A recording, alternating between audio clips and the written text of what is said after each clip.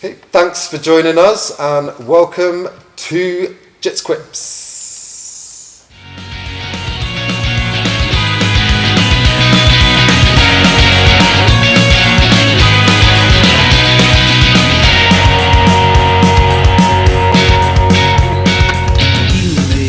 Thanks for joining us and welcome to Jits Quips. Cringe, right? Hello. Great to see you behind the magician's curtain. Absolutely, good. All the stuff. Good to be on. Thanks for having us on. Setup. Yeah. I know. I was surprised at how professional the setup actually is. Yeah. I thought it was going to be an iPhone on a tripod, and that was it really. But the setup's quite nice. Yeah, we've got about £1 million for the budget on the production. Okay. So on Joe Rogan's heels any day now. yeah, exactly. Be catching up. The last episode is Road to 10 million. Yeah, I saw that. Yeah. Yeah, that's it could either be subscribers or submissions. How many times I get submitted on my own show? So, what did you just say, Rob? I was 10 million budget. Pay the people that come on. That'd be nice. Yeah. Do you Maybe know? one day. Yeah, exactly. So, yeah, that is a plan for the future to get the higher level guys willing to come on. I thought when I've saved up a bit of money, when I've been working a bit more than I am right now, I'd love to pay like 2 black belts or 2 brown belts or whatever, 2 high level guys, £100 each to come and compete, and then £100 bonus for the winner. Yeah. Because that's more than like most people get paid on like Grapple Fest and any of the big ones. Have you competed on Polaris? I've not done Polaris. I've done Grapple Fest. I've not done. Did you get paid for it? You get ticket commission. Ticket commission. Yeah. So, I believe the tickets were 30. Sorry, Chris, if I'm getting this wrong. I think the tickets were 30, and you got a £5 per ticket. I think. Okay. If I remember it. And when people buy the tickets, they get to say who they're coming to support, sort of thing. Well, I just you get some tickets. You'll take some tickets, and then you get commission. The ones that you sell. On the ones that you sell, exactly. Yeah, exactly. Okay. So let me do introductions first of all. So we've got Rob Williams. Rob is a white belt training out of Trident Martial Arts Gym right here. We've got Abby NG, purple belt training out of Trident Martial Arts Gym right here. And then we've got Rob Sugar. Wait, Rob. I've got Lachman in my head now because that's what I said last time. Sorry, mate, put me out of my misery. It's Rob Lynskey. Rob Lynskey, who is a brown belt, and you are training out of and coaching at Warrington Submission Grappling. That's also Pedigo Submission Fight in Warrington. Mm-hmm. We affiliated with that team last year. Mm-hmm. And you're a head coach? Head coach there, yeah. And I like to gym visit a lot, so to get rounds in elsewhere, it's one of my favourite things to do is come and visit places. So I've trained here a couple of times. Like to train over at 13th Dimension with Danny Hughes and all those type of guys. So wherever I'll have me, really. If you'll have me for roles, I'm willing to come and get beat up by you. So excellent. So you're well known around the BJJ gyms in the UK? I wouldn't say in the UK, not Northwest. Northwest? And I wouldn't want to say well known, but yeah, So guys, if you know Rob Lynskey, if you know Rob, maybe chuck us a little comment on what you think about the brother. No, I don't know. I'm just trying to stimulate engagement. Of course, absolutely. Yeah, absolutely. We're rolling on 36 views from the last episode that was out 2 days ago. Well, I've just started a YouTube channel for the gym, so maybe we could do something together there. Yeah. I've just started a YouTube channel, so awesome. Rocking 25 subscribers. So yes, mate. I'll be flying in no time. Yeah, that's it. Be flying in no time. We're on 210 at the moment. Oh, so look at that. Only 9,999,790 subs to go till our target. Any day now. Yeah. Any day now. It's coming, isn't it? It's coming. Yeah. It's coming. Yeah, and also Abby, I know you also like to train on holiday, right? Or you go specifically to train, or? Yeah, so in May this year I went over to Austin and trained over at the B team. But I've got family in Canada as well, so whenever I go there, I'm always training at a place called Kazushi Grappling, run by Ben Dyson. To be fair, whenever I go away, I'm always Googling where to train.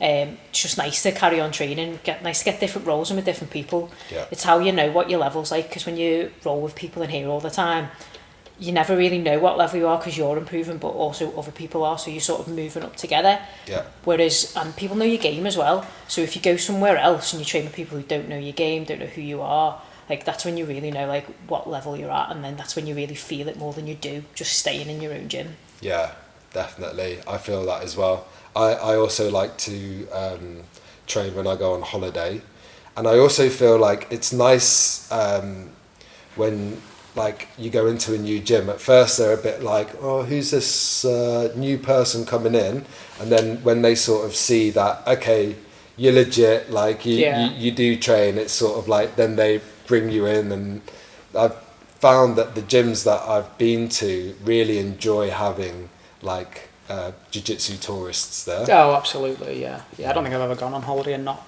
at least hit a rash guard in the luggage, you know. Mouth guard. Yeah, rash guard, mouth guard, and shorts.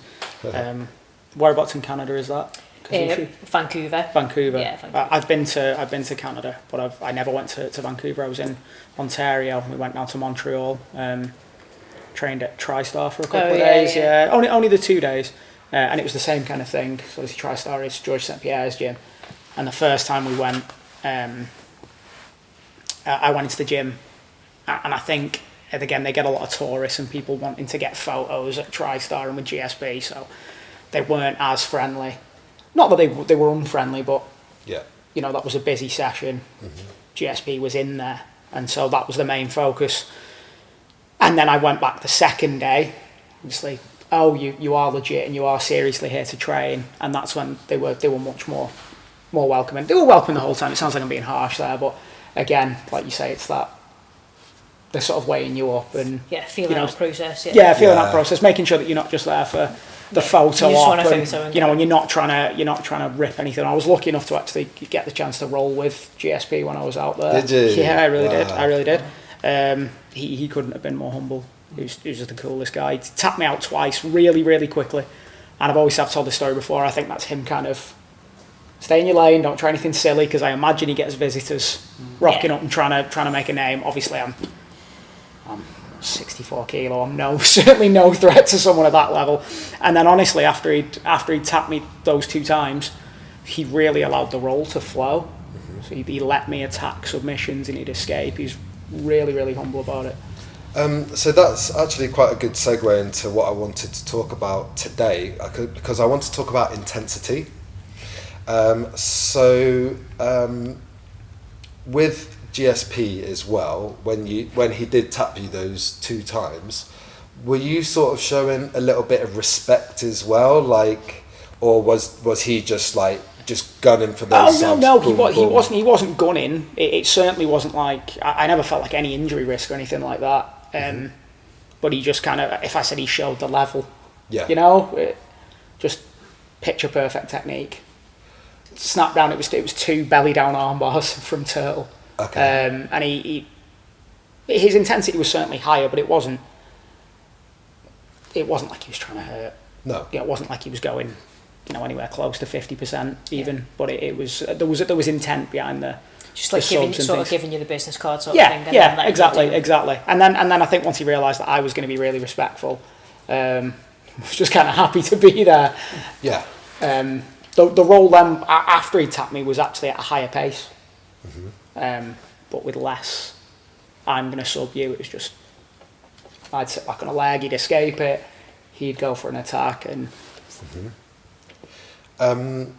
So Rob as well. You're a white belt here, and we actually rolled the other day. For the first time, wasn't it, on Tuesday? Was it? Yeah. Is it the very first time? I think so. Yeah. And when did you start training? Like 2 years ago this month, pretty much. Yeah. 2 years ago this month. So actually, the same time as me. Yeah, I thought we were about the same, yeah. Yeah. But you're still a white belt. Why is that? Do you want Fucking the answer to that? Jesus Christ! Right, let's dig into this now. Right, why am I still like? Why do you think it is? I don't know. Probably just still stuff I've got to learn, I guess. Could it be to do with consistency of training? Possibly, I don't know. How often do you think you get in? Well, so this is like 2 years. The first year was a bit like really spotty, you know what I mean, like taking bits off.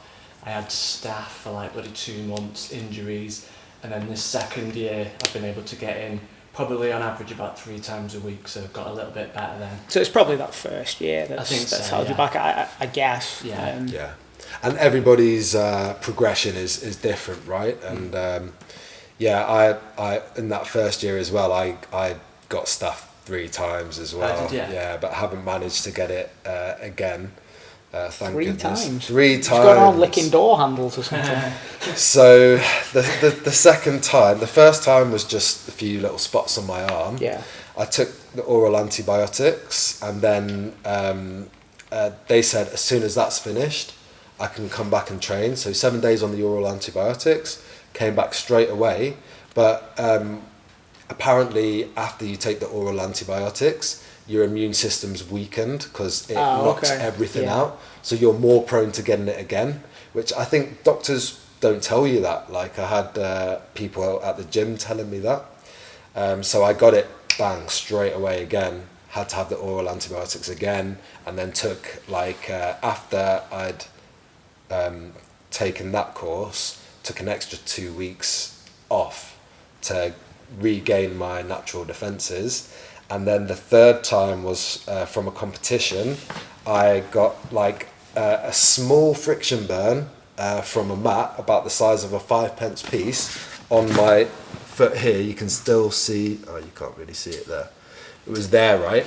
And it was fine, but I didn't respect it. And I was wearing those barefoot shoes that Rob's got on actually. Went to work and I had to take my client out and it was raining. Got it wet, and didn't really respect it properly, and then that got infected, and the infection started tracking up my leg, and that was a bad one. I had to get the first lot of antibiotics, didn't really do much, so I had to go to A&E. They gave me a stronger set of antibiotics. I was there like on my bed, sort of like tears in my eyes, thinking I was going to have to get my leg chopped off. But I was making it worse in my mind than it actually was. I really think people should respect staff though. I don't think people realise how bad it can actually get. I had a case of it. You can see scarring on my knuckle here, and that was just a tiny little thing that I kind of ignored, and then sort of left it for a week. Wasn't training, just need to get that cleared up, and kind of thought, I'll just keep it clean, antibacterial cream and stuff.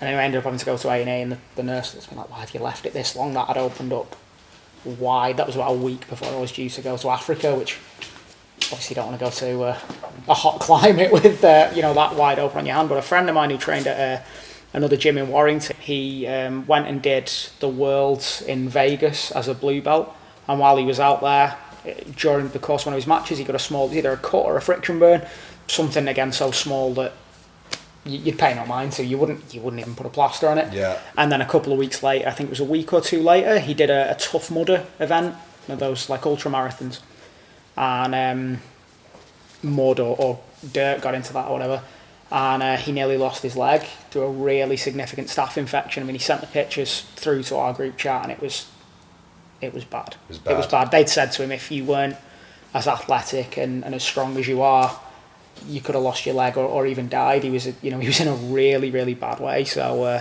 there was that lad only the other week, wasn't it? He went his first training holiday in Thailand and he got staph. Yeah. And he ended up passing away. Yeah. He got staph. Yeah, he was a blue belt. I think he was only about 19, wasn't he? A really young lad. Like late teens. He went to Thailand, he got staph in his elbow. Yeah. And then he ended up in like an induced coma. Yeah. And then he passed away a few days later. That's how bad it got. Oh my gosh. I know the family was running a GoFundMe for that, obviously because of the costs of if somebody passes away abroad are really, really high. Don't know if that GoFundMe's still up. I'm sure you won't mind me doing this. No one I knew personally, but obviously, guys, that's someone in the community who's a blue belt going for his first training holiday. So if that GoFundMe is still up, go check it out. It's on BJJ Underground. It won't be too difficult to find.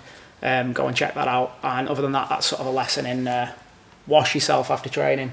Wash yourself after training. And also for me now, if I get like a cut, especially here, right? Like I bang my shins all the time, like I'm clumsy.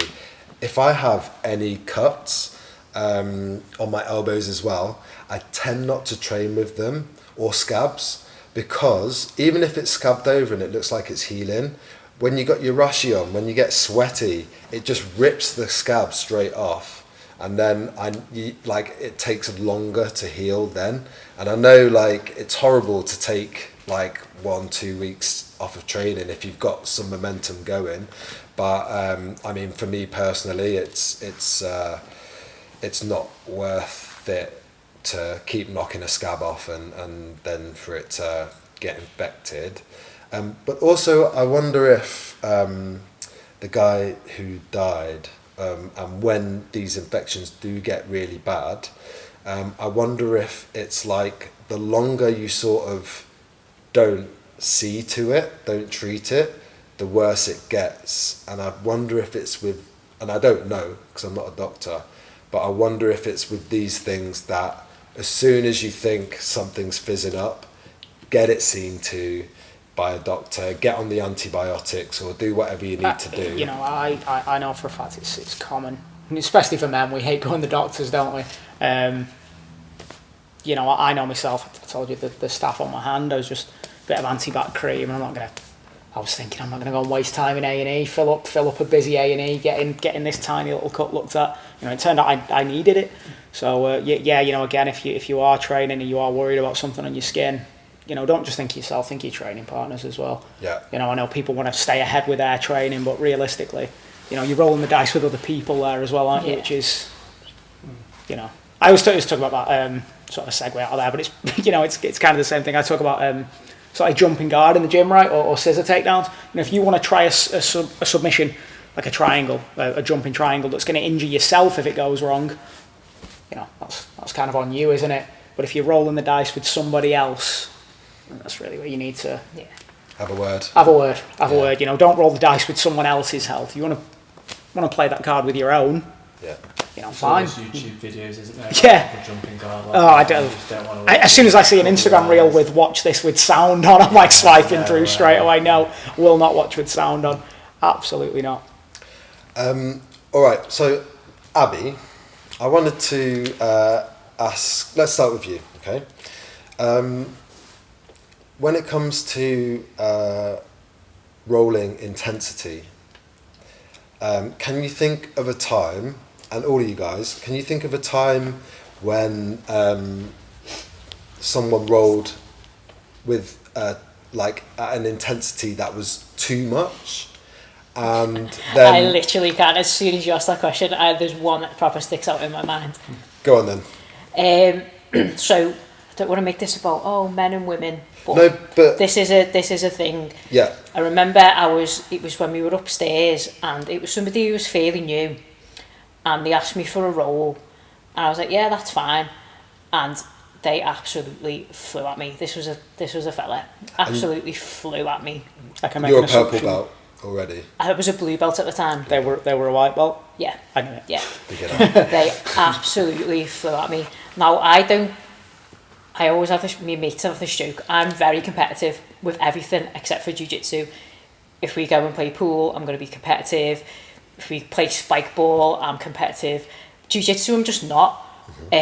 So I don't really get angry. I don't really get frustrated in jiu-jitsu. So this guy flew at me, and I was like, right, okay.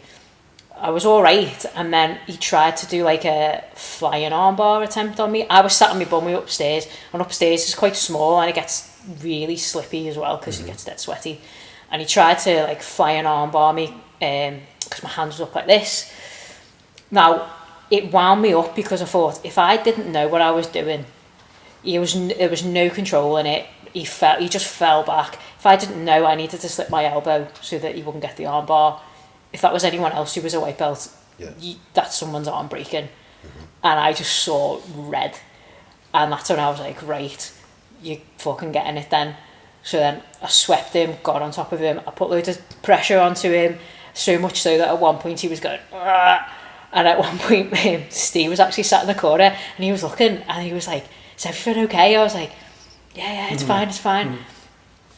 So we just put loads of pressure on him, kept moving around, would let him think he was getting out, would move around again. And it was sort of to make a point of, I do know what I'm doing, you don't need to fly at me. Yeah. The round ended anyway. And then afterwards, I was speaking to Chris Edwards. And Chris was like, "This is why I love this gym, because I've got like a good bunch of mates here." Chris Edwards, the first thing he said to me was like, "Next time he's in, point him out to me and I'll roll with him." But it was just one of them. I'd never seen red before, but I just thought he could have, if I did not know what I was doing, he could have really hurt me. And I was just like, all right then, if we're going to do it, we're going to do it, aren't we? So now, conversely, do you ever find, because you're a woman, and I've got similar experiences being a little bit smaller, do you ever find that people treat you with kid gloves and almost don't want to roll with you, but that they're rolling so light that it's almost patronising? No. Do you reckon that's because of where you're training, or? Probably, I don't know. I always find someone will ask me to roll. They don't really know who I am because they've either come off a beginner's course or it's their first time here. They'll ask me to roll, and I find that when they feel like I know what I'm doing, all of a sudden it's like a switch in some people. Some people just embrace it and they go along with it, but some people have a switch when they're like, "I need to fly here," and I'm just like, "Oh, do I have to? Do we have to fly here? Do we really have to?" I just think some people, I think it is an ego thing. People just, but for me, it doesn't bother me. If someone taps me in a gym, I'm not bothered.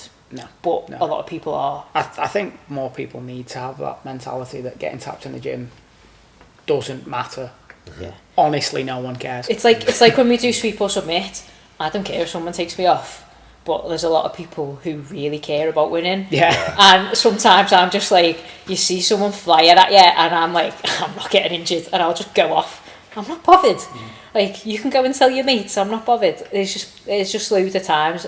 There's been times where we've done like winner stays on leg locks, and I've had someone in a leg lock and I can see the knee, and I'm like, you sort of make that face, you're like, and they just don't want to tap, and then they start spinning, so I let go because I don't want to pop someone's knee, and then I get hold of it again, sort of look at them, and then you've got like Harry going, "Be careful there, mate," and I'm like, and then you've got someone like, happened the other week, Annika was sitting out, she was sat right behind me and she was going, and I'm like, oh, because I don't want to be nasty, I don't want to break anyone in the gym, just tap, especially with leg locks. It's one of them, people have got normal jobs, you don't want to tap, like, break someone and they've got a normal job. I'd honestly rather just let go. Honestly, I was on his leg for about 3 minutes, and in the end I had to be a little bit nasty and he did tap, but I was like, oh my god, it's just an ego thing, but I just get used to it, to be fair. It's been training for like 7 years now, so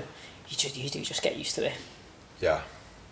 I'm for me personally, like, I think even with you, I think you've got me in a heel hook or something. Like, every time I feel like someone's got a bite there, I'm like looking at them like, is that it?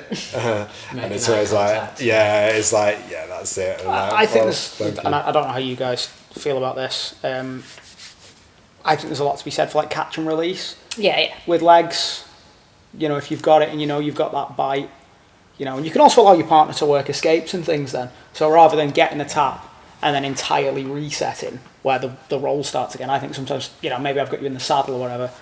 Okay, I've tapped you there. And now I'm just going to completely let go of the bite, and you can work your escapes now, which gives you a chance to rep the escapes as well. That's got to be with training partners you trust, though. Obviously. Yeah, it depends who you're rolling with. If I'm rolling with someone who's not well versed on leg locks, sort of give them a look of, you should tap here, and then I let go and then let them carry on. Yeah. Because people do need to learn. Like, I think once you get to a blue belt level, it's something you do need to start delving into, because you need to know more for the safety of yourself, rather than, I'm not saying everyone needs to be able to do leg locks, but you need to know the mechanics to know when you're in trouble and to know not to spin the wrong way, because you can really damage yourself. I mean, it's different, isn't it, with straight ankle locks, because you've got a lot more warning in terms of, this is really hurting.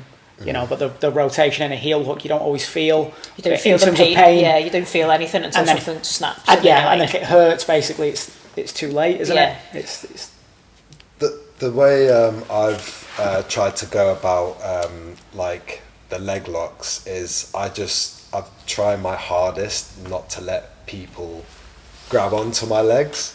Do you know what I mean? So when I'm passing, I'm like, my legs are way back there. I'm going like hands first. So that's. I mean, my mechanically, that's everything about grappling, though, isn't it? Win the grip fight. You know, people want to do these awesome, fancy submissions and these things, but realistically, it's winning the grips at the start. So, like you're saying there, you know, I'm just trying to stop people making those connections and things. That's a great place to start with all your grappling. Really. What I'd also say is that's sort of like if I asked someone a question, like this used to happen at another gym I used to train at. You'd ask someone a question and do you want to name it? No. You'd ask the coach a question and be like, what happens when someone gets me in like this position? And the answer would be, they'll get in that position. Yeah. Cheers. Cheers. But in order to learn how to get out of leg locks, and avoiding them's priority, but in order to learn how to get out of them, you need to put yourself there. Yeah. So like, I'm not saying do it with somebody who you don't trust, but with the higher belts who you trust, you do need to put yourself in those positions, because that's the only way you're going to learn how to get out of them, how you need to be clear in your knee line, how to know when, okay, this is on, okay, I don't need to spin this way. So yeah, avoiding them is great, but you also need to put yourself in certain positions to learn from it. Otherwise, like you'll get into an intense round, maybe like a visitor or something, because like people don't really rag stuff on in here, like a visitor or something, and they'll get it, and then you might go the wrong way, or you might not know you're in danger, then all of a sudden. Does that make sense? Yeah, definitely. It is something that I do need to. I'm just like I tell myself I'll get into the leg lock games. Just haven't got around to it yet. It's been 2 years, but and so Abby, since we've got you here, I just wanted to ask you as well.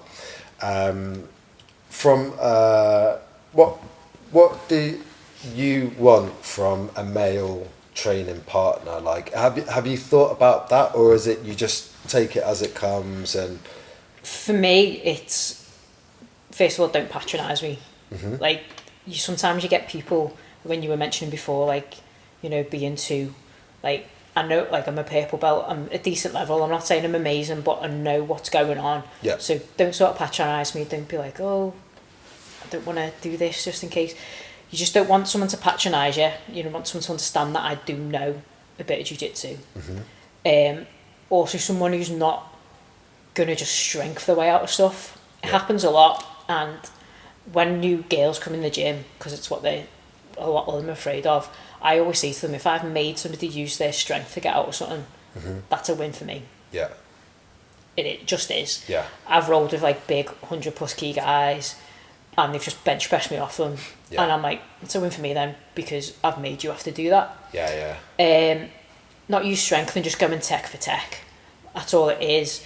There's a lot of good people in here who understand that. So I've got a lot of guys that I can train with, and they all understand that. It's usually at the lower level that they don't. Yeah. But hopefully, as they learn more. Yeah. It's just being very aware. You've got to be like selective of your training partners, because you don't want to get hurt. I've seen females get hurt before and then not want to come back to the gym, and it's quite sad because they were doing so well.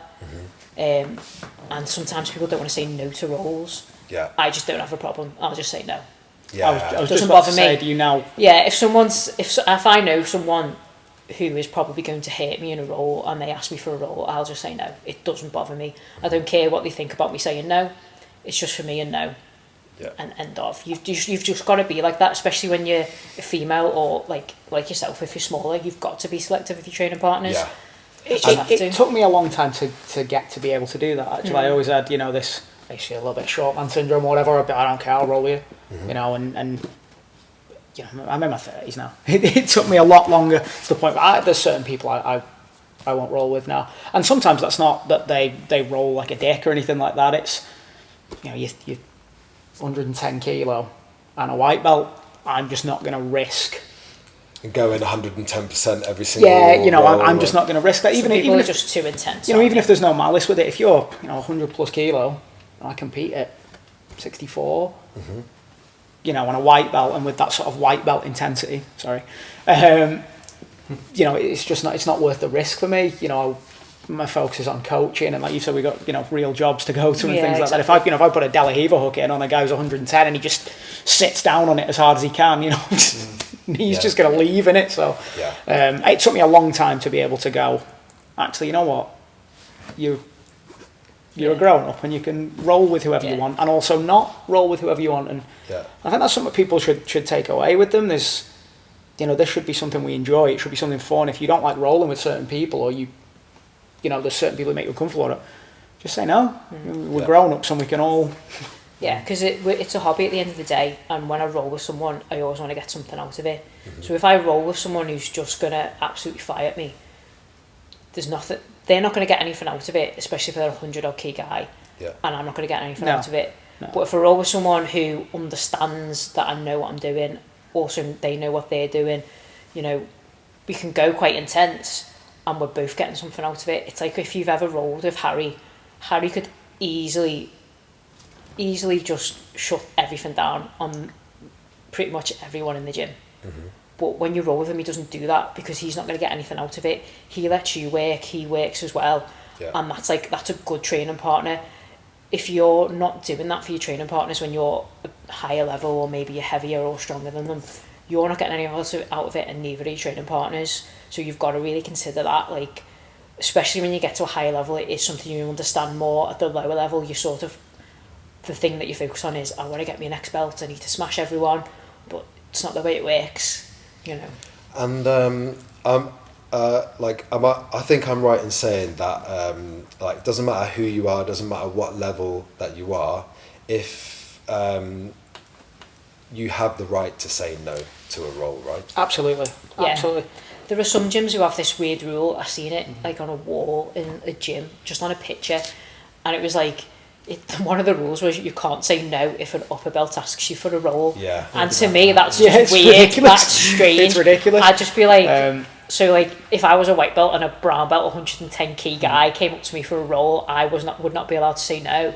It's just a bit of a red flag for me. I've seen, and again, I won't name the gym. I went to a seminar, fairly local, and Mikey Musumeci seminar, and I said, to the instructor, have you rolled? And you can't ask guys like that to roll. You can't ask upper belts. You can't ask upper belts. I can. Yeah. I definitely can. And they can say, well, I actually said watch this and went and asked. And people are free to say no. You can say yes. You can say no. It's okay. Yeah. At the end of the day, it's a hobby for most of us, and we're in a gym. There's a hierarchy in the belt system, but realistically, if I don't want to roll with you, I'm paying to be here. I won't. That's is that the Gracie culture? I wouldn't say it's specifically Gracie, but per se, I don't want to attack any specific gyms. I think it's more of an old school culture. I don't know the history. That maybe someone can correct me in the comments below. But it comes from, I think, the old sort of Brazilian guys. When Jiu Jitsu was sort of first growing in those early days. I think it's more of an old school culture, so I don't know if that's Gracie particularly, or if it's just an old school culture, but I think you are more likely to see it in those Gracie type gyms, not to typecast any gym particularly. It's not how you get 100 million subscribers, that. 800 million. I said it's not how you get 100 million subscribers, that is it. 10 million. Yeah. Oh, sorry, man. I just spat on you. It's fine. It's that kind of hard-nosed sort of train every day type culture, isn't it? I think. Yeah. Train through injuries, train through everything, sort of thing. Training's moved on now. It's developed, isn't it? The days of sort of, you see this with MMA fighters and the higher level guys. You hear guys like Cowboy just before he retired and things saying that he hardly spars at all anymore. This idea that you need to go in the gym and give yourself CTE every time you spar is just. Max Holloway as well. Max Holloway doesn't spar. Max Holloway doesn't spar, and look at the way he fights. Yeah. It's not like he fights particularly safely. I think the game's moved on. Our understanding of the body and understanding of fitness and all that kind of thing is so much more advanced than it was, and you don't have to roll to 100% failure. Or like you're at the CGI for £1 million. You don't have to roll like that. Or train like that. Whatever you're doing, and it isn't smart. And you know, I'm 33 now. You're 34. Did you say? 34 next week. 34 next week. You know, I want to be training until I'm 60 or whatever. You know, as long as I've got. You know, I want to be on the mat for as long as I can. Yeah. And if I roll at 100%, you know, by the time 40 hits, I probably won't be. Yeah. You know. Rob, can you think of any times that someone's rolled like hard or intense? Yeah. Well, yeah, I think I don't want to say quite a few times, but quite a few times. It sort of depends what you mean by intensity, because Yeah. the sort of like the ones where you come away from it like an intense roll is sort of like, it can be good, you know, if we're both at like whatever level and we're both going for it and we respect each other and sort of, you know, shake hands at the end. Just there's always like the odd one where it's like a bit of malice behind it, sort of thing, coming your way, and that's probably the one that sort of stands out. But it just happens so rarely, you know. You don't get that. Well, you're at a good gym, aren't you? Yeah, definitely. Everyone's You don't really get good. that So at all. Yeah. I definitely have had a couple of roles, especially when I first started, where I felt like somebody just wanted to see how many subs they could bang on me in a 5-minute round, and like at the time I wonder, you know, is it really necessary? Especially like if they're much higher belt. I was going to say, what was the level difference there?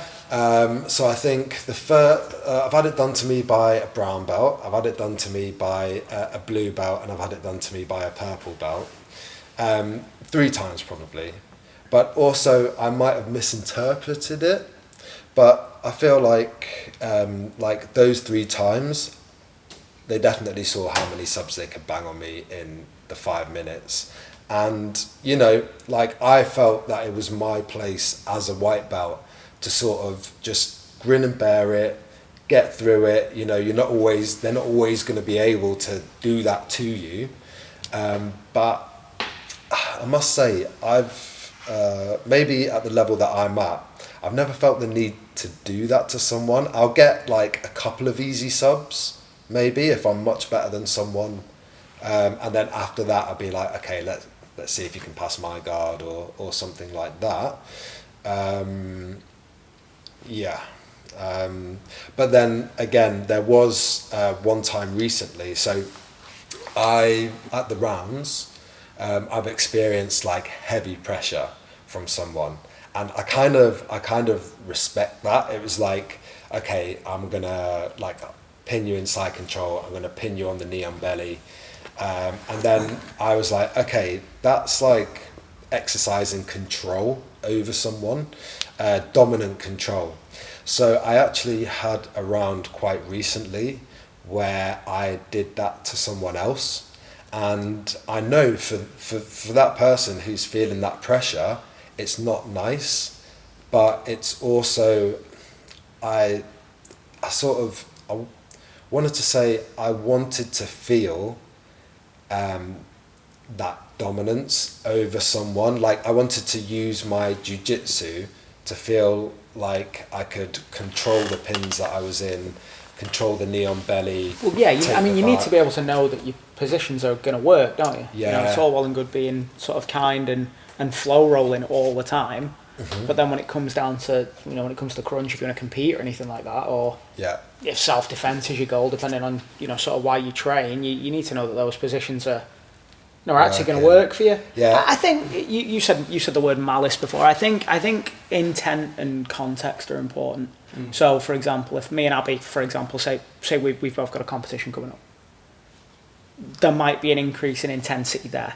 If we're training, she's, you know, got something coming up, I've got something up, that might cause an increase in intensity, and it might cause an increase in intensity in the way that I roll with you and yourself if we've got a competition coming up and I need to focus on that. But you said the word malice. I think there's a difference between rolling with a high intensity and rolling with malice. Mm-hmm. You know, you should be able to, even if you are tapping someone out loads, you should be able to control those subs as you put them on. Yeah. You know, I've rolled with people who've tapped me a whole bunch in this gym, guys you've had on the podcast, who've tapped me out, you know, multiple times in a round, but I've never felt like I was going to get hurt. I've never felt like, even though it was quite high intensity, I've never felt like there was malice behind any of it. Yeah.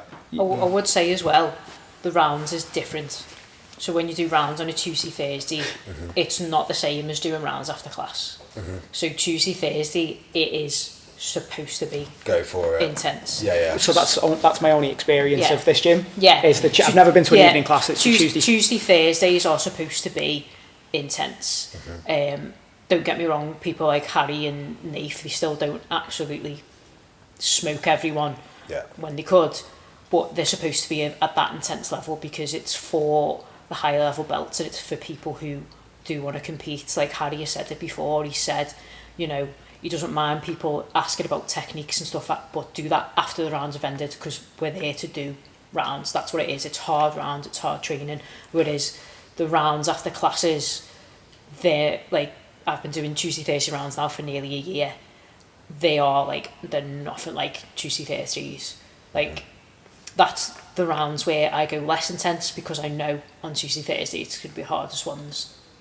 So like after class it's different. So when I'm in a class it's a completely different goal that I've got in my rounds. I'm not trying to win every round necessarily. That's where I'm trying new stuff, just moving about and things like that. So I'd say that what you experience on Tuesday, Thursdays is a lot different to what you'll experience in a normal class. Yeah. So I think maybe we could all sort of agree then that in terms of intensity, so that's what we want to kind of focus on and talk about, is mutual agreement. You know, so we can up that intensity. If I know that you're going to go harder, then that's cool. And if I know that you're going to go harder, like you say, those Tuesday, Thursday mornings, let's use those as the example. My rule of thumb is I will always match the person's intensity. So if somebody flies at me, I'll fly at your back. Yeah. So don't, and then when I fly at your back, not necessarily me, because I'm not frigging amazing, but if you fly at someone back and they get in a mood about it, you started that intensity. That's where you started. You started up here. But if we're going to start here, that's where the intensity goes. You've got to sort of know, and especially in rounds when people have got stuff coming up, you know the intensity should be higher. Someone's got a match on like Grapple Fest or whatever, you know they're going to be training hard, so the intensity's got to be there. Yeah. But it is one of them. It's like, are we going for it? Are we going for it? Yeah. Yeah. Again, it's that. I think one of my biggest pet hates in a gym is someone saying, "Oh, you know, I'm injured. This, that. Can we have a nice light one?" Yeah. No one ever goes nice. Nobody ever goes nice and light. Anyone who says, "Can we have a nice light one?" I'm automatically thinking he's gonna try and kill me in a second. Isn't he? Well, Me and Rob are gonna have a really light one. In a second, you're gonna have absolutely, yes, it's going to be. Yeah, I'm going to take it really easy. But yeah, I wanted to say as well about the guys, the 3 times that I mentioned where I just got subs banged on me the whole time. Like they weren't over. Like I tapped, they let go, and I think that as well. Like if you are a higher belt on a white belt, you might just decide that, okay, I want to try as many subs as I can. Like, it is actually okay, because that's what we're doing, right?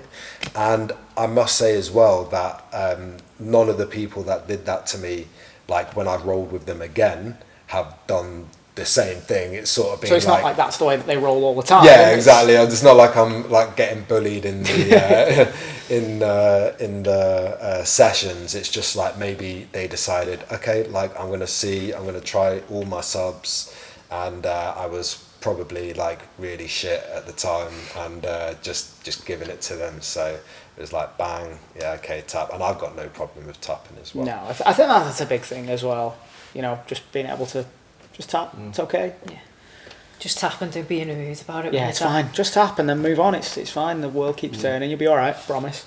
Just drive home with the radio on silent. Don't watch the Hello Darkness, my old friend. That's on repeat. That's with the thing with being a sort of like white belt and being a bit new. You mentioned about those sort of 3 times where it's happened to you. Mm-hmm. You can't be like annoyed at that though, because it is just technically jiu-jitsu. If they are just doing the thing and getting towards a sword. You know, it's good that you're a white belt saying that, because I when I very first started, it was a long time ago. I hated getting subbed. Oh, it would bother me. It would bother me deeply. I don't know, again, if that comes from being a little bit smaller and like bullying growing up and things like that, but it would deeply bother me. Couldn't care less now. I don't mind. I'll use Instagram. I'll put, Danny Hughes recently uploaded a video of him double legging me like to the ceiling, and he put, I believe I can fly over it, and I'll share that. It's fine. It's just funny. As a younger man, when I was sort of 17, 18, when I first started getting involved in this kind of martial art, it used to really, really bother me. Not at all now. So it's nice to hear a white belt kind of. It does bother me though, to be fair. It does bother me. You're saying the right thing for the podcast, but you've not quite got there yet. So I'll ask you two a question, because me and Abby are sort of the more experienced grapplers here. How do you two go about improving? What's like, when you go into training, are you kind of measuring your improvement on I subbed X, Y, and Z, or do you go in with more specific goals? It's a good question, really. I haven't really probably even thought about it too much. Something you should think about. Yeah, good point. Hence still being like that, I guess. But the thing for me is just like the consistency. I know it's like a dead boring thing to say, but it's the most important thing, though. Yeah, consistency, really. Like people saying, "How do you get better?" Just be on the mat. Yeah. And if I think back, say for like the last at any point in time, if I think back for like the last 6 weeks, and I've got in minimum 3 times. I know that's not even like a massive amount, but I mean I'm 38, so I'm a bit older now myself. That's a good amount. If I know that I've got in that, I can feel like I have improved. And then you go through those months where you might have had an injury, or you might have like work thing. I didn't really get in that much, and then you feel like I'm just about the same as like 3 months ago, sort of thing. So. That is the key thing, really. Yeah, just consist. What about yourself? I'm 38 too. Oh, are you? Yeah, born in 86. Oh, whole Masters Division podcast today, isn't it? June 86, Year of the Tiger. Yeah, that's right. Yeah. I've got a couple of old boys rolling then. I know, right? Yeah. How heavy are you as well? About 80, I think. Man, why haven't we rolled more? We're perfect training partners. Are you the same kind of weight? Yeah. Or maybe we should keep it as training like friendly rivals to like keep it at the we train and then we test our skills on each other and at the high competition intensity. I think in future you guys should if you do more of these roles on Jits Quips, you should live stream it and get people predictions. Yeah, well, he's going to try and bang you now, because the first question you asked him was why you still he's out for blood now. He's out for blood. He banged me the other day, to be fair. So that was a good round, that was actually. So how do you go about improving? What I like here when you go into a gym? So I find that when I train, I build momentum with consistency and also with my strength and conditioning. Okay. So since I had a big leap with my progression, when I got my blue belt, I felt it. I felt I was moving like more how I should be. I'd got one of my subs down that I liked, all of that business. Since then, I've kind of plateaued a little bit and I've been a bit less consistent. So now what I've got in my mind is I'm back on the S&C, nice and consistent for maybe a month or so. I'm also getting into the gym now. So what I want to do is I want to first of all sharpen the skills that I've got, work on the mistakes that I make. Also, I want to acquire new techniques now, which I haven't started doing. I've sort of stick to what I know for now, what I know works for me. And then that's it. It's mainly like build the momentum through consistency.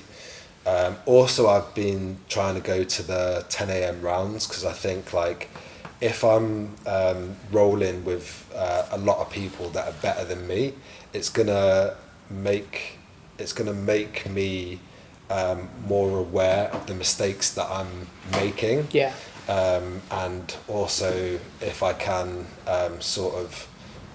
if I'm able to get out of bad positions, like which doesn't happen a lot, but it does sometimes, I can sort of I can work on that.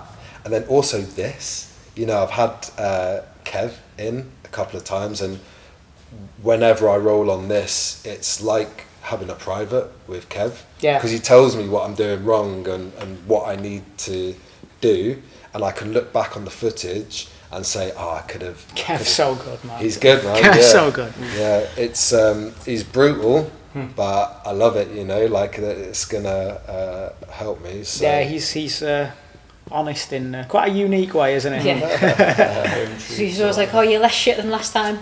Yeah. I think that's I'm a like, great thank thing you to so much. That's a great thing to I'm like, thank you. He told me once, he said, you basically give me too much respect. And you're acting like you can't tap me. He was like, you know, get after it. Yeah. And so we was in the, I think it was the bank holiday session here, and I rolled with Kev in the cage, and he just destroyed me, but I really tried to go forward at him. And he just smoked me, and I think it was like a 8 minute round, where it was. At the end of it, I've just been killed. It's bad, like, you know. Yeah. To sign a register for what he did to me. It was so bad. And he looks at me and he goes, good implementation of feedback though. Thanks, Kev. Do you know Chris Edwards? Yeah, Chris was actually laughing at the round. Chris said to me one of the first times he met Kev, he had a round with him, and Kev came around to him and went, oh, you move pretty well for a fat guy. yeah, he did. Chris told me the same thing. Chris told me the same thing, yeah. I noticed, like, I think the first time I ever had him on, he was like, that was terrible. He was like, he's like, it's not that you're wrestling, it's not just that you're wrestling shit. It's like, you didn't want it. Like, so I was sat there and I was like having a visceral reaction to what he was saying, because I didn't expect it. I was like, my bottom lip started quivering. I was like, oh God, like, hope it's not showing on the podcast, but I took it. And everything, and then I think the second time he came on, or the third time when we were here, he said, what did he say now? He said something like, he said basically in, maybe not in these words, but he said something was shit that I did. And then I think he wanted to try and like make it not look quite as harsh as he normally does. He's like, but everyone does that like that. And I was like, He's trying to not hurt my feelings. He's the same even when he's watching rounds, isn't he? Yeah. I was rolling here. It's the same bank holiday session. I was rolling with Chris, who trains here, Chris Jelf. Oh yeah. And just having a really fun round. You know, neither of us are huge guys, but having a really fun round. And I can't remember exactly, obviously, what happened. It's sort of a random roll, but I'd missed a wrestle up, or I pulled guard or something, and Kev's at the side going, what the fuck are you doing? Get up. I was like, I'm sorry, Kev. And I'm more concerned with what Kev's saying than me roll with Chris kind of thing. Great. Kev, you're an asset to the show, mate. Not that he's going to watch it. Like, I'm sure he doesn't. Like, but yeah, so let's talk about what we're going to do quickly. But before we do, I just want to ask this question as like a general feature. We love Jiu Jitsu, safe to say. What do you... So, of course, there'll be many reasons we love Jiu Jitsu, but what springs to mind? Why do you love Jiu Jitsu? I love the problem solving aspect of it. And it's also like, it's been a major part of my mental health in general. I've always struggled with anxiety. I've had it for a good few years now, and it's been something that's always been able to like level me. You know, the people in here are amazing. It's such a good community. The gym, the vibes in the gym, the coaches, you know, Steve, Harry, Nath, everyone. If I've ever got a problem, I can just go to them. So for me, it's that aspect that it keeps me sane, really helps with my mental health, and just being able to problem solve every day. I feel like when I don't train, I get in a bad mood. Like, I haven't been able to train that much this week because I've not been well. And I know I've been in a bad mood because like, someone tries to speak to me. I'm like, what? I'm like, oh God, I need to get back in the gym. But that's what it is for me, the problem solving aspect, and it really aids in my mental health. Rob? Pretty similar, I think, to be fair. It sounds like I've got similar sort of stuff going on, and I think one of the big things about Jiu Jitsu, well, it sounds like a funny thing to say why you love it so much, it's just that it's like hard, and it's so hard to do, and it's sort of like doing something what you're a little bit scared of perhaps, and getting out your comfort zone And if you just constantly do that, I feel like stuff with anxiety, you sort of build up your resilience to it, build up that kind of stuff, so that's good. And also it's just dead fun to do, isn't it, really? It's just really fun, you know, that's why we do it, really. Mm-hmm. All right.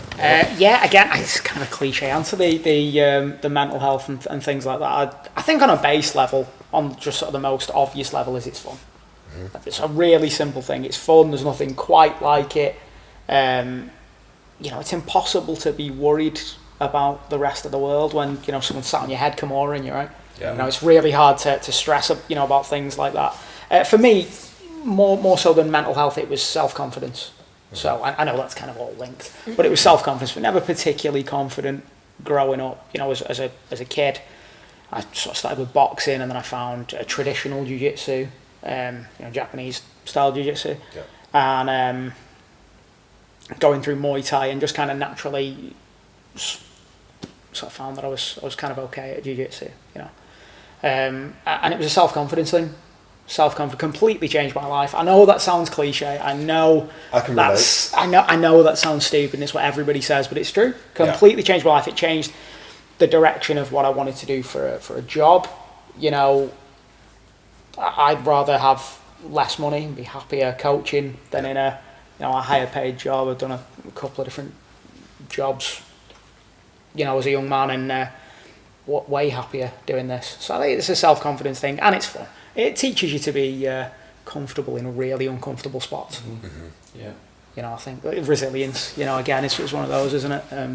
Definitely. I'm trying not to give the most cliched answer there. No, it's okay. It sort of, you know, it sort of is, isn't it? Maybe if you guys want to come on again, and if you think of something else, another reason why you love BJJ, just write it down or memorize it, and then because for me there is loads of reasons. Like we've had all the cliche reasons, and but I mean, a cliche is a cliche. You know, for a reason, stereotypes and cliches are there for a reason, aren't they? Sometimes because you know, a lot of people think them, right? I like the technical side of things, and the fact that just, you know, you're learning how to kill someone, basically. Do you know what I mean? So it's like it's skills you acquire to be able to survive under attack. Yeah, well, with the upcoming World War III, I knew it wouldn't be long before I said something I shouldn't, but you know, no, I know what you mean. It's we'll be like that, and then just get shot in the head, like. I'll be butt scooting. Everything's going over our heads. Imanari rolling past. Just right the way along. Like. Yeah, I think you know, we could all go on, I'm sure, for hours, couldn't we, about why we love Jiu Jitsu, and you know, why we enjoy it as much as we do. But do you ever get those moments where you're in rolls, or you're doing a technique, or someone's doing something to you, and you have this moment of clarity where you're like, what a stupid sport. Yeah. You ever have that? I'm like, why the fuck am I here? Yeah. Someone's teabagging my head. I'm like, why the fuck am I here? Yeah, look it up. Someone's got Vale Tudo shorts and no cup, or just spats and no shorts, which you shouldn't do, by the way. No one likes that. I'll be there after like a really hard session, all pumped up, thinking I'm dead hard, and then I'll catch the MMA guys, and I'll be like, oh shit! Like if someone knows how to punch, like I'm fucking dead. Like, it doesn't matter how good I am at grappling. But have you got no MMA experience? I've got 2 sessions in last week. Right, so I kind of did this backwards. I've fought MMA and Muay Thai, and then came backwards to Jiu Jitsu. I'd never do it again.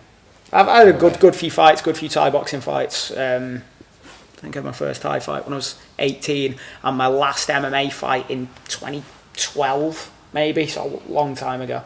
And the stakes are higher, right? Oh yeah, I mean, I can come in here. We could all like smash each other now for an hour, and then go home absolutely fine.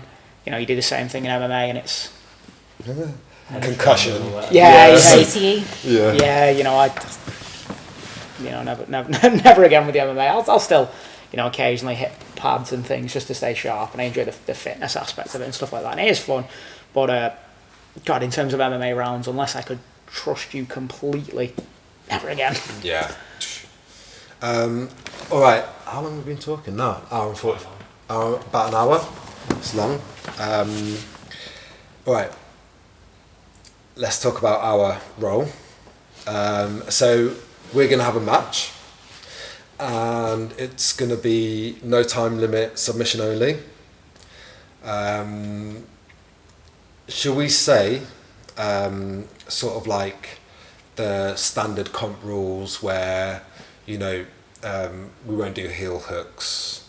I wouldn't know how to put one on anyway. Yeah. Straight ankle locks are allowed. It's like no knee bars or anything like that. So you're going to go no knee bars? No knee bars, yeah.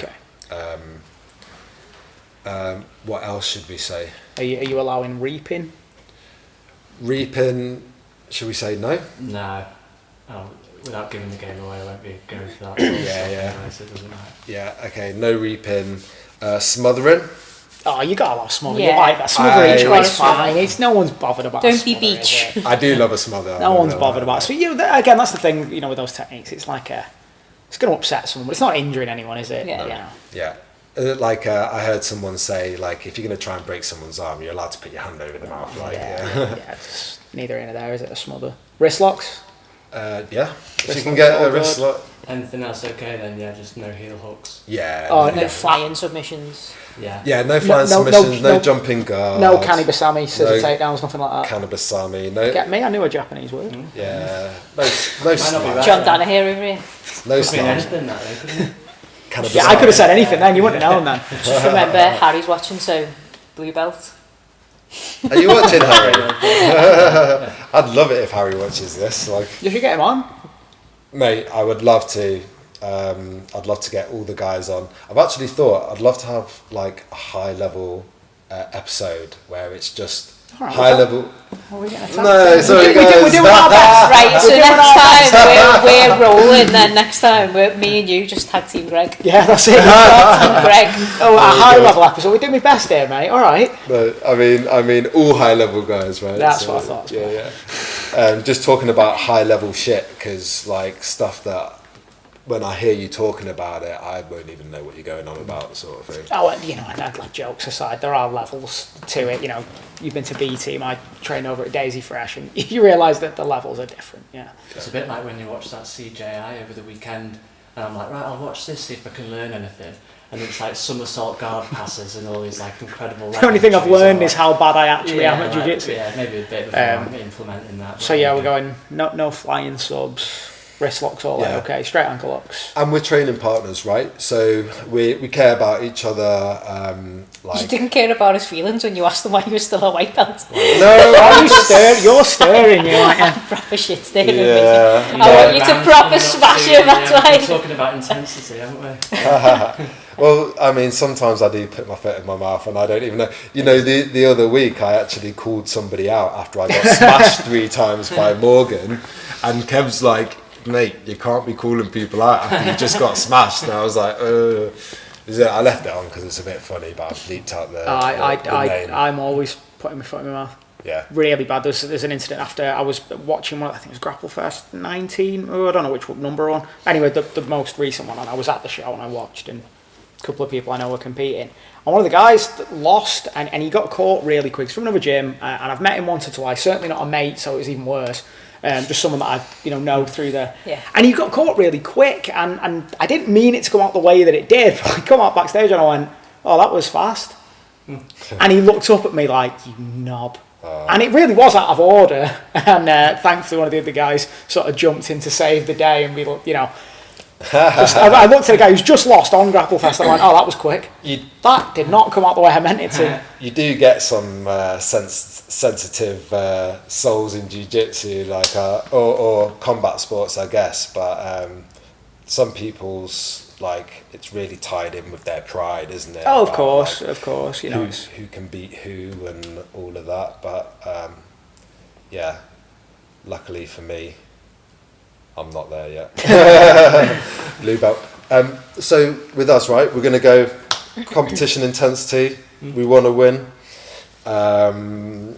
Only rolled once before. And so Reese on the last show, he said, as a blue belt, there's no benefit to sort of calling out a white belt. And it's not like I've called you out, but you text us every 3 days asking if I'm coming out. that's not true. I'm going to text twice. I'm going to put up a screenshot of our chat. Like, but I mean, if you beat me, white belt beating a blue belt, then it could. It's going to be so good. Yeah. I can't wait to wind you up while you're rolling. Should we just do it?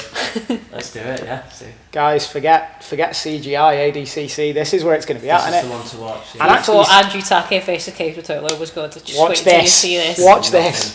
This is going to be the highest viewed one now because of you two. Yeah. All right, love it.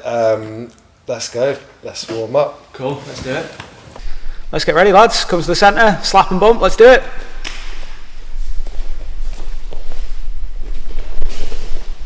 There's obviously some beef between these two gentlemen, Abby.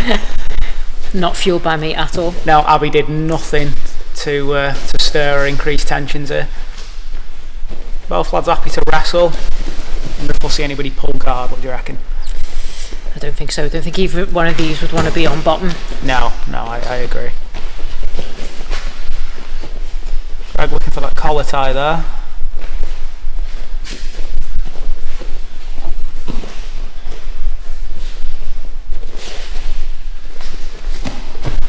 Both guys content to wrestle on the feet. Greg again trying to set up that arm drag. Both lads jockeying for inside space. I think Greg might look to disengage in double leg here. Try not to commentate too loudly so we're not cornering anybody. Now you've trained with both these lads, Abby, so you could tell us a little more about either of them. To be fair, I probably haven't rolled with them that much. Okay. So this is probably a bit newer for me, just as it is for you. But both trying to get some meaningful grips here. Nice little arm drag attempt there. Really wants that arm drag, doesn't he? Yeah. Really wants that arm drag. Rob's doing a nice job of stopping it. He's doing a nice job of stopping that arm drag. I like that he's using his head quite aggressively there. Yep. Yeah, and there's that disengaging, wants that takedown. It's tiring grappling on the feet for this amount of time, isn't it? Definitely. Yeah, no, we've got a guard pull. I think Greg perhaps realising that it was tiring. Especially in no time limit as well. Yeah, and I think sometimes no time limit, people want to fly out, don't they, and then realise that, oh no, this could go on for another 20 minutes. Back to the feet.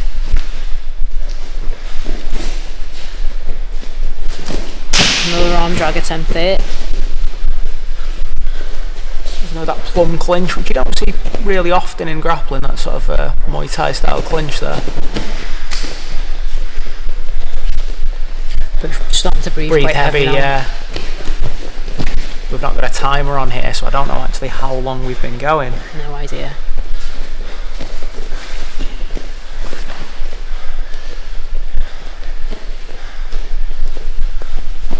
Both gentlemen needing to relax into it a little bit, and I will say that's slightly louder than I need to for the mic.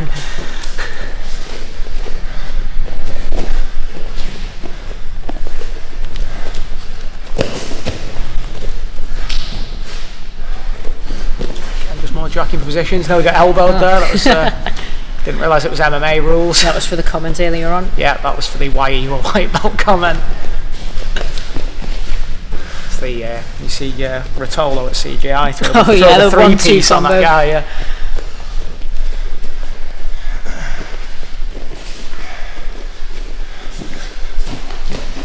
Nice, lovely. Picking up the single, needs to be careful of his head though. Yep.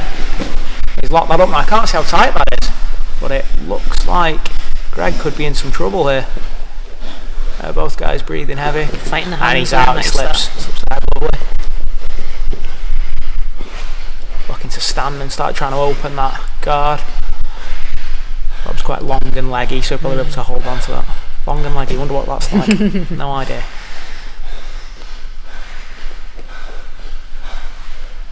He's gotten that knee through now. Yep. Needs the underhook if he wants to knee cut Absolutely through. the opposite side. Underhook if he wants to hit the knee cut. There's a nice E shield in there. And he's into the half guard now. Yep.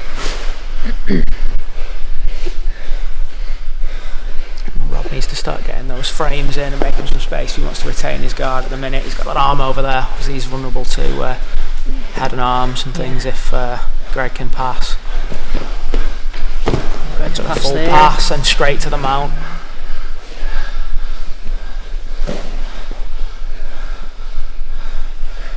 Now I believe last time they did this, Rob got the sub. Rob subbed him. Oh, he's straight on the back there. Rob's going to want to look to get his head to the other side so he can get those shoulders on the mat and start to escape. I think shoulders are on the mat there, yeah. Absolutely lovely work. Nice. Good work from both guys here. Greg in the full mount. Rob doing a nice job of framing and stopping the time out there. Looks like he's getting to retain the half guard. Yeah, getting his half guard back. Sorry there, Rob. That's alright. There you go. Lovely work, gentlemen. Nice. Be careful he doesn't give up that back again. It was a nice job. Be careful. We told him not to roll over there. And again, Rob did a nice job there, just keeping his head on that side. He wants to walk those shoulders to the mat. One of his arms is trapped though, so this could be hard for him to do some absolutely, yeah. I hand hadn't seen that where I was. This could be the beginning of the end here. He's turning in though. He's doing a good job. He needs to be careful of the triangle when he turns in. Nice. Nice work. And Rob winds up on top here now. Can he pass the guard?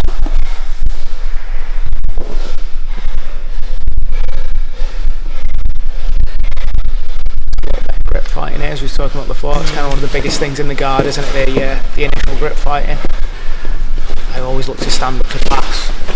To be fair, whenever I get in full guard, I just want them to open the guard because I absolutely hate being there. Yeah. I mean, neither of us are the tallest, are we? So if I can stand up to pass, you can find sometimes bigger people can just lock the legs and just keep you there, can't they? And short people problems. Yeah, absolutely. Nice. Looking to bring his knee to the hip there to start that pass. He's going to go for the straight ankle lock. He's going to get his head to the mat, go belly down. I think Bob's doing a few privates with Adam Bennett, so... Oh, okay. Greg doing a nice job there of getting his boot on and just connecting there. Now obviously we've disallowed heel hooks and any twisting footlocks, so we can't change that to heel hooks or straight ankle or toe holds or anything like that. It's a nice kick though from Greg. He's ended up on this position now. So I'd say a nice exchange from both gentlemen. Both men breathing heavy. Very heavy at the moment. I think they're maybe regretting that no time limit business. I hate people when they drag it backwards over the knees like that. Oh, makes me feel ill. Greg's crossed his feet though, so we better hope that Robin doesn't realise. Absolutely. Done another good job of getting his back to the mat though. It's funny that crossed ankles does work. One of my guys competed in a blue belt division recently, and his opponent was on his back just beating him up and he crossed his feet. Oof. So yeah, my guy took the win there. It's one of those subs you kind of forget about. Greg's going for the head and arm, but Robin turning, nice. Absolutely. And his back defence, he's shown us that his back defence is good. You know, he's defending these well.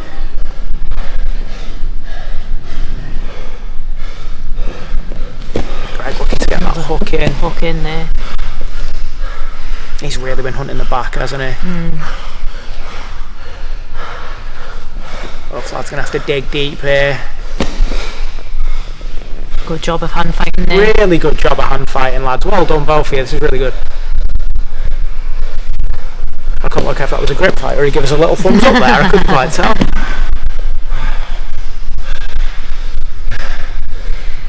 Form out again, Rob needs to be careful at head and arm again. Yeah.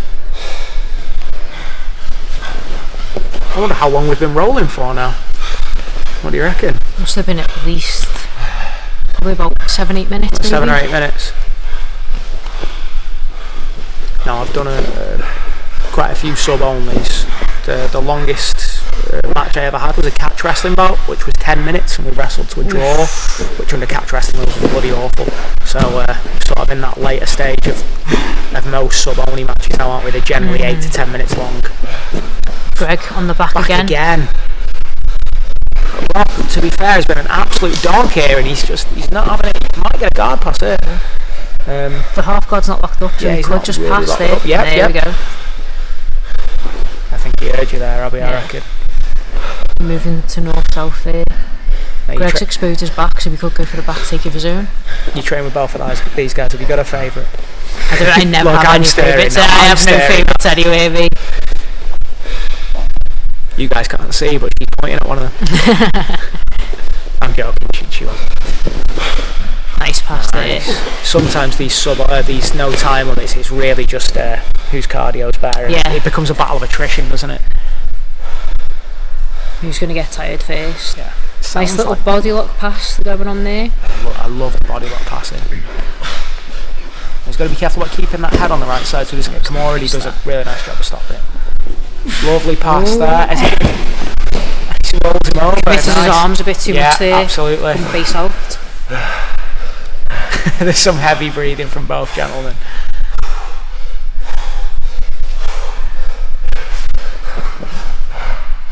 Both guys putting in a shift here. Yeah, absolutely. Really well done, guys. This is great.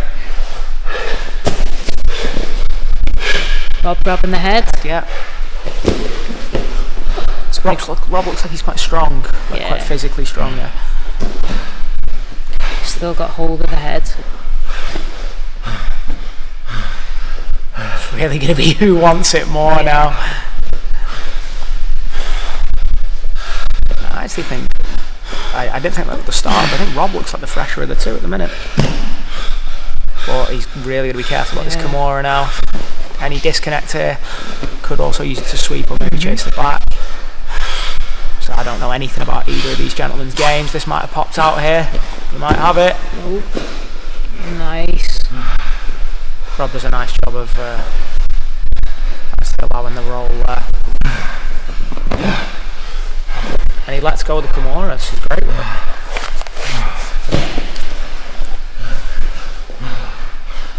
Oh, and he Gets returns the Kimura favour on the of his own. Kimura. Nice little sweep there. Lovely use of the sweep. And again, that half guard's not really locked. He could step out there.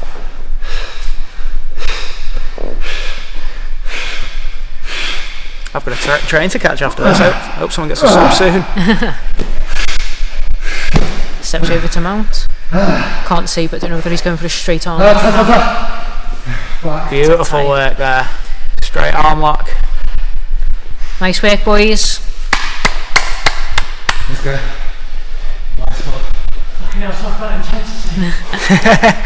Great work, that guys. It was good to watch. That's the hardest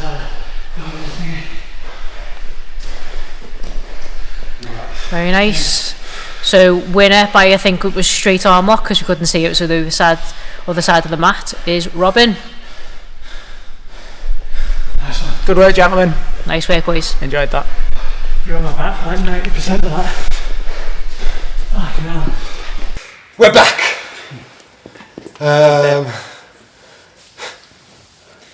You okay? I'm telling Can you, we- it's because you made that comment, mate. Yeah. I'm telling you. If you had not have said that at the beginning. I would have quit about 10 minutes earlier. He's got the ultimate comeback now. Yeah. Why are you a blue belt? No, but that's what I meant. When- I'm so sorry. I'm so sorry. no, but when I asked him why wasn't Rob a blue belt, I meant because he's so good. Yeah. Oh, you say that But you now, didn't. yeah. But you didn't follow up with that. Yeah, you could have said You that let at me the time. stir the pot a lot before you mentioned that. I feel like this might have been a friendlier role without you. You were Wait, saying quite a lot of things. let's call it how it is. I got beat on my own show by a white belt, by Rob, me a blue belt. But fair play. I have been saying to myself that I want to work on that sort of fighting spirit, that keep going, fight past the pain, grin and bear it as long as you can. But even in that match, there was a point where I was like, even if I'm gripping stuff here, I'm not going to have the strength to finish it. Yeah. But I think I just need to experience that more and more, also push the bar to what I can physically push myself to do, with more rolling, with more jiu-jitsu, and also so Rob, what gave you the edge there? As it just a comment, really. Really? I don't know what it was really.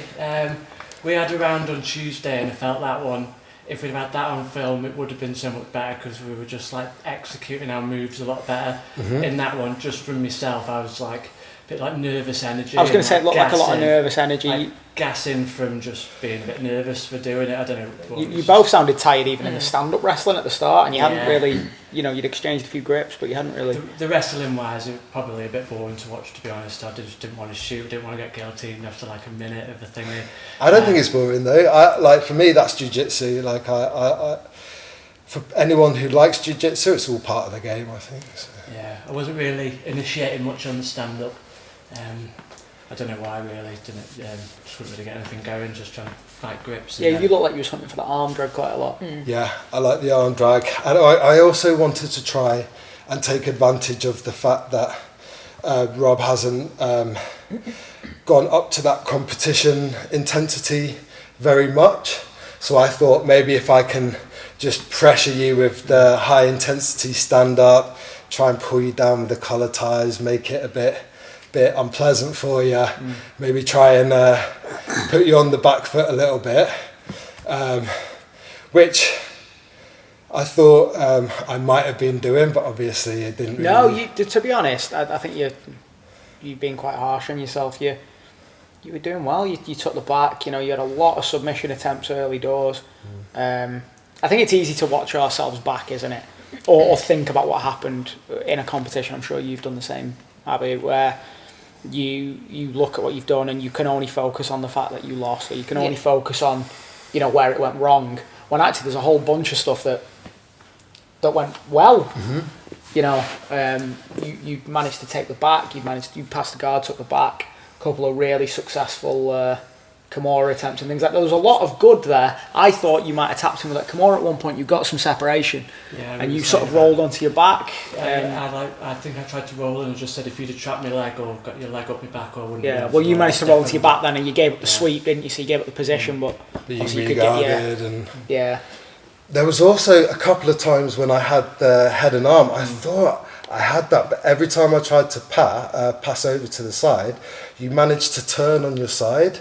And I was like, normally I'm quite good at making sure that people can't do that once I've got it locked up, but you did. So I thought, okay, now you're giving me the back, so I might as well try and go for the back. Then as soon as I got onto your back, you're trying to spin out of it, and so really making it tough for me to get the subs. So yeah, I think it was that head and arm, wasn't it? And then it's just a case of like last ditch sort of. I can't remember. It's like you turn out, don't you, and sort of give up your back basically. And you did take the back twice from it, I think. Yeah, but if I hadn't done that, you would have just choked me out. You know what I mean? Yeah, and then I think towards the end, when I was getting the back, you were sort of managing to turtle up. So what I wanted to do was I wanted to like disengage, try and pull you over from the turtle, but I was like too tired to explode my leg out to get the position. And then, yeah, man, I think if I'm not mistaken, you did really well at just defending the subs, regarding. You did get a couple of sweeps in there where I had to give up the position and then try and regard from there, and then I just gassed at the end, and you capitalised. What was the sub? It's like a sort of a straight arm. Yeah, it was like that, and I think I was like trying to grit it out, but I was like, yeah, that was. I feel like it was just going on and on. Maybe, yeah. And it's better to tap early, as we were saying, and roll another day. Yeah. It was good. It was good though, wasn't it? I don't know what would happen if I hadn't got that sub, we would go for another 10 minutes. Well, the other thing you've got to bear in mind as well is most competitions, the rounds aren't that long. I think white belt is 5 minutes for white belts. 5 minutes, and it goes blue belts, 6 for when blue, you're purple. Is it 6 at blue or 6 at purple? I think Six it's of blue. Six of Blue. Is Yeah. it 6 of Yeah, blue? yeah. I please track me. But Sorry, you know let what I me mean? just get So, my water quick. no, so Fucking dying here. you know, if you think about it, you'd have had that'd have been 2 matches worth at least, probably 2 and a bit matches. I think you said 13 minutes, 14 minutes.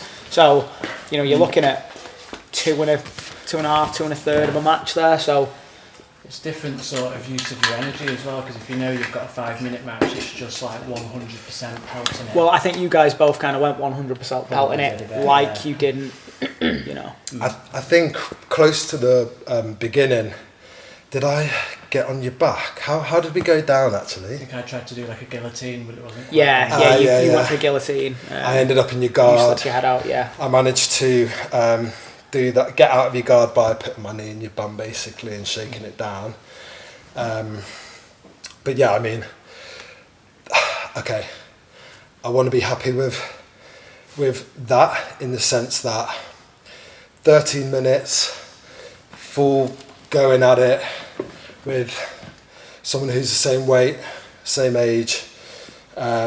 Probably similar experience as well. Yeah, I know he's a 2 white years belt, both but of you've us, probably yeah. trained a similar amount of time, haven't you? 2 years experience, So. and I do want to push myself. So I for me, taking that loss, yeah. I also wonder, would you be as disheartened by it if he was a blue belt? Blue belt, yeah. And then I say to you, why does that make a difference? Well, He's not got a gi on. He's not got a belt on. yeah. He's Yeah. trained the same amount of time. Yeah, Do you see what I mean there? Like, you know, you've heard that he's, it'd be like if Abby was to sub me now, you know, would that bother me more because she's a purple belt, or are we in fact both just in the advanced division now? Mm-hmm. You know, technically you both, in no gi, you're both just in the, the lower. You've just done 2 years experience, right? And I think as well, yeah, I'm not disheartened by it. I feel like Disheartened might have been a bit of a strong word, but you know what I'm saying. Yeah, He seems to yeah. be quite self-critical, Greg, is what I'm saying. I mean, I would have liked to have won, but we went head to head. It was 13 minutes as well, so I don't That's a think long it time. was easy. Felt like a long time. Yeah, I don't think it was easy for either of us. And yeah, at the end of the day, it's all experience, and you must feel good, right? If I'm being totally honest, good to get the sub, but I just didn't feel like I'd got anything what I wanted to do before then. But it's all God, you're good. both being so critical. I thought you. I mean, say if it was on points, it'd probably be about 15-0, maybe something like that. But I'm not. Oh too no, bothered you either absolutely way. scored because you passed Yeah, his guard and maybe things a like couple that. of You did. times, Yeah. yeah. No, you absolutely did. You would, if it was IBJJF, because that had only been a 5-6 minute round, you wouldn't have won. But It's a bit different as well with it. Well, I've never done a sub only, and it just totally changes your mindset. You know, if that was points for 10 minutes, you'd go about it differently, wouldn't you? You try and get like the initial takedown or something like that. yeah. But even sometimes, if it's sub only, even if someone's on your back and as long as you're tight like Well, that, you know, shows like Grapple Fest. I don't know how Polaris rather. I'd need to look at their rule set. But shows like Grapple Fest do significant submission attempts as what their main scoring criteria. So the main scoring criteria is who's closest to finishing the fight. So sub only generally is a totally different mindset. I think you're both being really way too critical of yourselves when you consider the amount of time you've been training. It's 2 years, is nothing. Yeah. You know, you're both effectively beginners. Mm-hmm. There's a long way to go. There's a long way to go, and you had some nice exchanges. You showed like a lot of heart in terms of, you know, because it'd have been easy a couple of those times where he had deadlock-in chokes and stuff. It'd have been easy for you to go, you know what, it's a Sunday afternoon, I've had enough, and tap. And I've got my forearms back now. I yeah, can use my hands again. Operating again. So yeah. What about you? Do you feel any like major fatigue I don't think I anyway? was on your back, was I? So I feel alright. You was what? I don't think I was on your back, was I? So I didn't have any. Not chokes too much locked squeeze in, on so- you. Probably gonna have a sore throat in the morning. Yeah. Well, I mean, yeah. You know, if like without being like don't want to sound cocky, but No, you know, please. it wasn't like he was under the chin. Yeah, I you know never what quite mean? got that. Yeah. And then I thought, well, I'm not under the chin, but I might try and get a face bar or something. And Anything below the eyebrows. I don't, but I find like I don't know, squeezing for subs, man. Like even the grips, like I don't know. there's something I need to work on there, but I guess it's also conserving your energy, isn't it? Not going absolutely balls to the wall with the squeeze. Efficient use of energy, isn't it? You know, in a choke, if someone's not tapped after a couple of seconds, you've got to start going, hang on. I need to either what's going on here? I need to readjust or I need to move on. Mm-hmm. I did think that a little bit when you had those head and arms on, because again, I wasn't like completely this arm right up against my neck. I'd had a bit of space like there, and then you were squeezing. And I was just like, I think for 1 second I thought, you know, like if I do get out of this, that is quite a lot of energy from yourself, sort of thing. It's something that Harry says a lot. Harry says a lot that you've got to recognise when something's not there and you've got to let it go. Like, you'll have stuff and you'll think it's there and you would have held on to that for like 10 seconds, but at the cost of burning your arms out. So it's making the right decision of, this isn't working, I need to move on to conserve your energy so that you're not gassed as much as you are. One that sticks in my head was I competed at, I think it was blue or white belt. It was a long time ago in the tournament, and I had what I thought was a triangle on this guy. I've not got footage of the match or anything, but he was doing like the wrestler's defence. And I squeezed, and I don't know, it felt like I'd squeezed for like 2 minutes. It must have been 30 seconds in actuality. And he popped out the triangle, and I just knew I'd lost. My legs were just full of blood. I could barely retain my guard. I just squeezed everything into this non-existent triangle choke. And that's what they say, if I'd have let go 10 seconds into that triangle, I might have won the match. I don't know, but I want to work on going into those deep waters more and more, and then when I am feeling like I want to give up, like there was definitely a point there towards, like I was thinking to myself, keep fighting, like this is what you're trying to work on, and then just right towards the end I was like, I'm dead now. I don't think you're alone in that experience. Have you ever had that in comp, Abby, where you've thought maybe I could just make it stop? No. Never. I don't compete that much though, do I? So you have competed a few times though. What I would say is, and it's not the answer you want to hear. Yeah. Give it to me, Abby. You're literally just going to have to roll more. That is literally it. There is no other cardio that you can really do that is going to like emulate a roll. Yeah. Because your heart rate goes high. I sound like that demon now. But your heart rate goes high, your heart rate goes low. You're explosive. You're not. The only way that you're going to increase your cardio is by doing more rolls. So I have got my cardio quite at a good point now, and that is down to the rounds, because at rounds it's 8 minutes and you're going non-stop. And it's pushing yourself, like not necessarily to the fact of going, I'm not going to give up, but at least still moving when you're dead. So even when you're dead, even if you want to maybe sit one out, maybe go with someone and even just keep moving. Maybe you're not like, you're that tired that you're not going to get anything, but as long as you're keeping moving, that's what's going to improve your cardio. I think people expect, don't they, that there's going to be this magic bullet answer. We're going to, some of the black belts are going to come on and give you these secrets that are, oh my God, Harry's holding this secret back, or Kev's holding this magic secret back, and that's why they're so good, and it's just not. It's just round. And it's not like about like redlining yourself every round. No. Not every round. You don't want to be pushing yourself to that red line. It's like you say, it's just keep moving, isn't it? Just that ability to at least keep moving. Because sometimes just the ability to keep moving is better than just trying to be at this high heart rate all the time. But if you're still moving, you're still working on your cardio, your body's still there. I once watched a video in terms of how to improve, and I can't remember where I saw this now, but it was talking about how you can win every single round of jiu-jitsu that you ever do. Sounds crazy. And it was referring to giving yourself a really tiny achievable goal. So for example, you don't want to go in, my goal for today's session is to tap Harry or Kev or whatever, because it's unrealistic. Probably not going to happen unless they are charitable and allow it. Whereas your goal could be, I'm going to hit one successful arm drag. Even if I don't get the takedown, I'm going to hit one successful arm drag. Or I'm going to enter in onto single leg X. And they're very, very achievable goals, and you can go, okay, I hit my goal for that round, and it doesn't matter if I've been smoked for the rest of it. I've hit this sort of small goal, and I think you should stop being as critical of yourself. Then, if you put all your value in your rolls in jiu-jitsu on submissions, it's going to be a long uphill journey, especially at like white and blue belt. If all your value is on subs, Rob, I just had a flash of you getting in the straight ankle attempt. Oh, Yeah, was that close, by the way? We couldn't I sort of don't know why I say. tried that. Oh, we thought you might have been working on it. We thought it might have been something, you had a plan, a secret plan.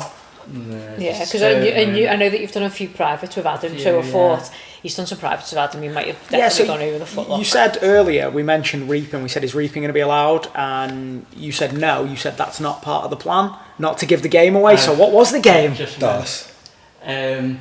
Well, I hadn't planned to go on like the legs or anything. I don't know what my plan was. Like, you just said not to give the game away, so I thought maybe you had... Oh no, I think I was only saying that like offhand.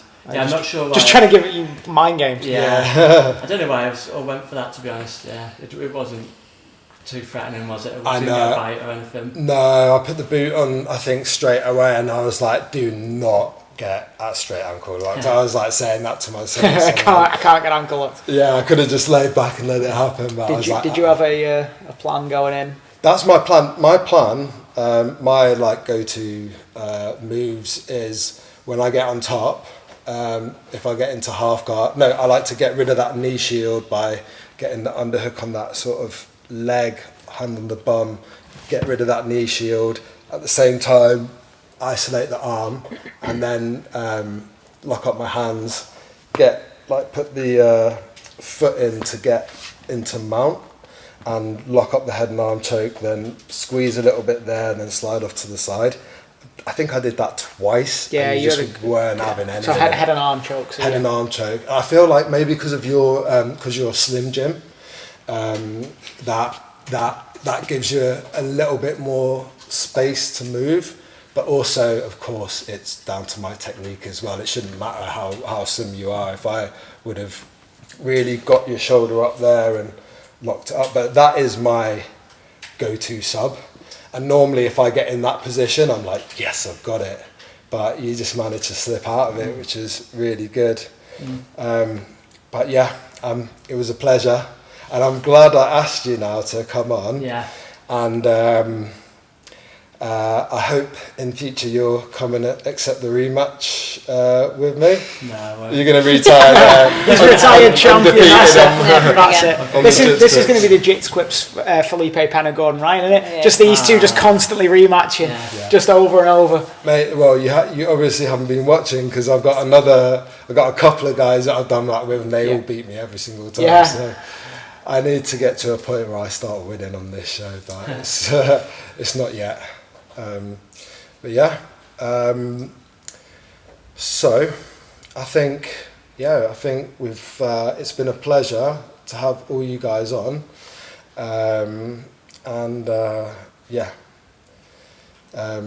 do you guys want to say anything? Have you got anything that you want to promote before we head off?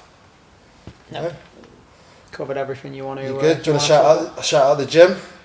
Yeah, so obviously if anybody wants to come down, Warrington Submission Grappling, that's Pedigo Submission Fight in Warrington. We totally welcome any guests, whatever your level. We love gym visitors and things like that, so none of that politics or anything. Anybody wants to come and roll, all more than welcome to. Hopefully some of you get down. When are your open mats? Our best session for visitors is a Sunday. We usually do 1 till 3. I'm also going to be running a charity open mat within the next few months for a student of ours who passed a couple of years ago. We do one annually, and that tends to get quite a few in, so keep an eye out on Instagram on that. We usually do that in sort of September, October kind of time, so keep an eye out for that. And okay, Rob, Abby, thanks so much for coming on, guys. It's been a pleasure, and we'll call it there. All right, thanks for watching. Like, comment, thanks subscribe. for having us, guys. Cheers. Cut.